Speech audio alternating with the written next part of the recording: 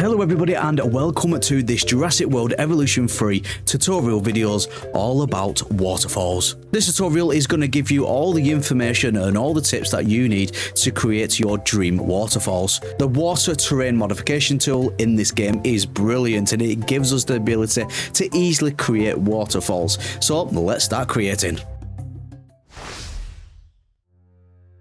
Before we do anything, we need to turn on a certain setting, which is going to make your life much easier. Now, there's two ways to do this. Bring up the options menu, go into settings, go into gameplay, scroll down until you get to terrain contour lines, and this is the option what we want to tick on. But there's an easier way to do this. Once you've actually selected water in your environment tab, you can see on the bottom left here, it says contour lines off.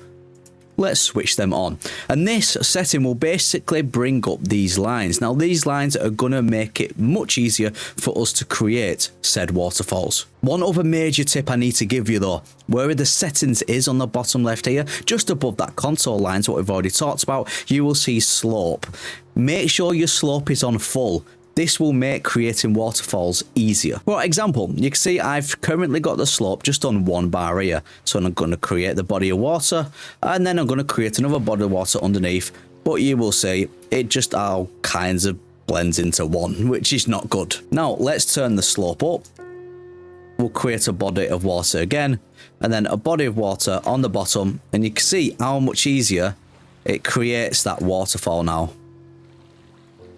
Don't worry about floating rocks and stuff like that. You can just go ahead and delete them. Remember, I'm currently using the actual map terrain to create these waterfalls. When putting your water in, it doesn't matter if it's deep water or shallow water. It will still create a waterfall.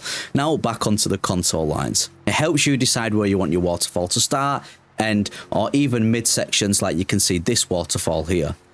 All you have to do is basically find where you want your waterfall to be. Say I want to create a midsection here, and you just hover your mouse where the line is, and then you just hold your left mouse button down, and it will create a separate step where that line is that you've just clicked on. As you can see, I've now got a multi-story waterfall going on. And you can do that again over and over again until you create the multi-step waterfall of your dreams, basically, just like that. Now, creating waterfalls can be a bit fiddly. You will see you can play about with the radius and intensity, and you just want to slightly move it in to create thicker waterfalls or more streams of water like that. If you want just one stream, try to do it more at a point like that. There's no right or wrong with waterfalls, really. It's just trying your best. Now, if you are not going to be using the terrain what the game has provided when you open a map, like I have done in Malta map here, you need to create your own terrain to create a waterfall from. So you need to go into your terrain and you need to go on a raise terrain, and you just want to raise this to the level what you want your waterfall to be, basically. And then we're going to flatten the terrain. So we're just going to go on back and we're just going to flatten this top bit here like this. And then we're going to go back into your water. And then, like I've just showed you before, you're going to start creating, remember, a body of water at the bottom, like this, body of water at the bottom.